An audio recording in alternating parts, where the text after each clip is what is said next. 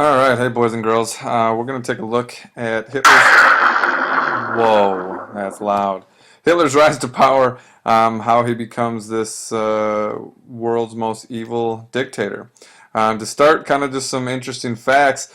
Um, Adolf Hitler, the evil mastermind of the Nazi Empire, could have been Adolf Schicklgruber, which is kind of interesting.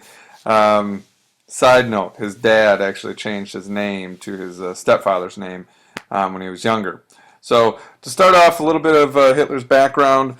His parents, his dad is your stereotypical mean, abusive, drunk of a father. Um, he died when Hitler was early in high school. His mom's just the opposite, very loving, doting, empathetic woman, very caring and loving to Hitler. She died of breast cancer when Hitler was 18, and this really changed Hitler for the worse. Okay, so growing up, kind of this normal lifestyle, mom and dad playing off each other.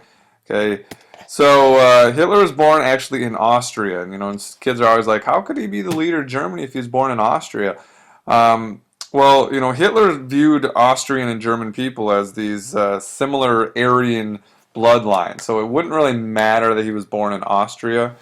Um, his mom had 6 kids, 4 of which died early on, so Hitler and his sister were the only ones that survived to adulthood. Okay. Now, another thing that kids always come in and they say, yo, I heard that Hitler hated Jews because his mom's doctor was Jewish, and all this. He used them as a scapegoat. Actually, no. I mean, when Hitler's mom's doctor was Jewish, and you can see here, Hitler actually ordered a special decree to get Hitler's mom's doctor out of the city when they were deporting Jews and putting them in camps. And, Hitler says, if all Jews were like this, we wouldn't have a problem. So it's actually the opposite, that Hitler had this special attachment or liking for his mom's Jewish doctor, even though his mom did die of breast cancer when he was 18. So growing up, attended private Catholic school. He wanted to be an artist. Okay, a lot of times kids, they think, oh, he wanted to be this politician or a soldier or army man or whatever it is. No, Hitler wanted to be a painter. Okay, his dad wanted him to be a civil service employee, just like he was. His dad dies, when he was 14, and Hitler drops out of school.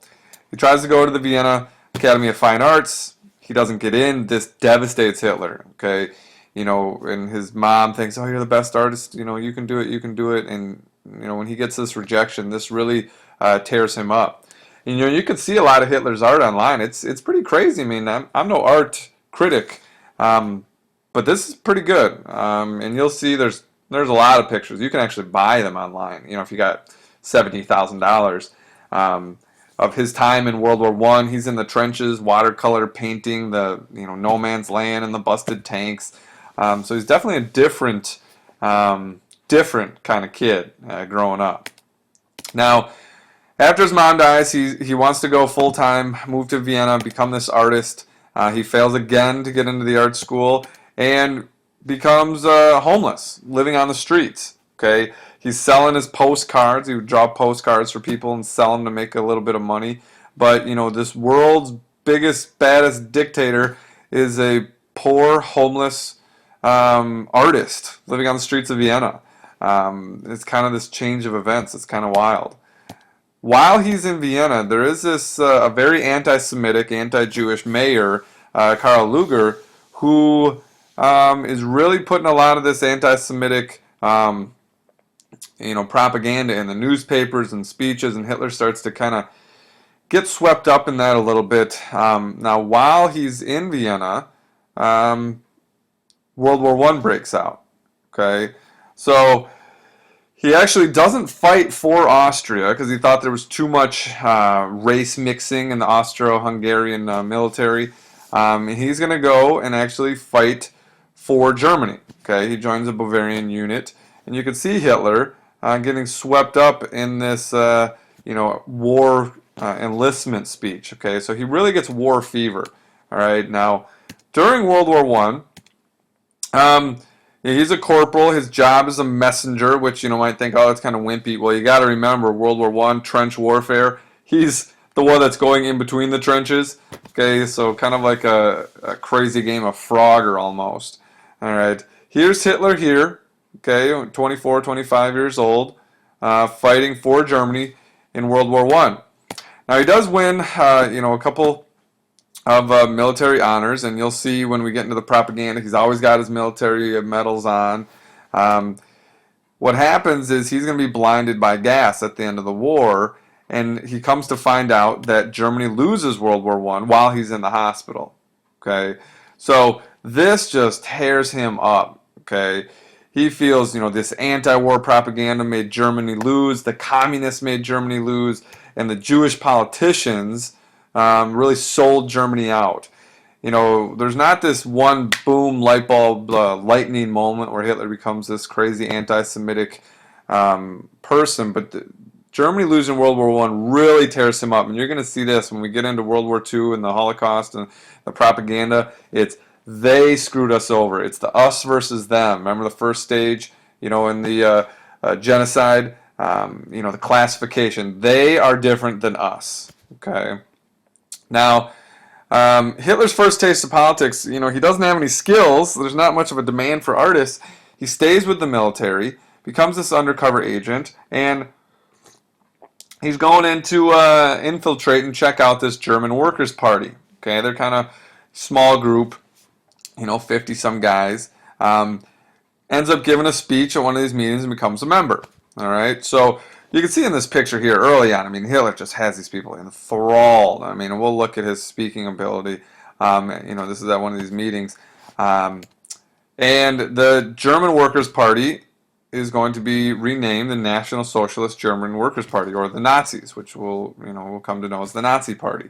Okay, so Hitler starts by just kind of checking out this group, really buys into what they're saying, this national German superiority, and becomes the leader of this small kind of offshoot radical group. All right. Now Hitler's platform for the Nazi Party: get rid of the Treaty of Versailles. It's screwing over Germany. Revoke Jews' civil rights. All of these profits that were taken from during World War I, get them all back. It's all this. We need to get back to our glory. Okay. We need to get back to where Germany is the best. Austria and Germany are united. We have this huge empire. And he lays this all out. Okay. Now, Hitler's all, at this time, Germany is destroyed by hyperinflation, unemployment.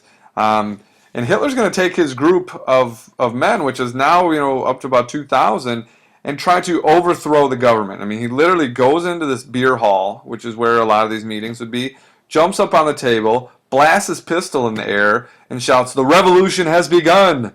Who's with me?" Okay, now, that's all romantic and this nice idea, but, it doesn't really catch on. It's failed, and he goes to prison, all right?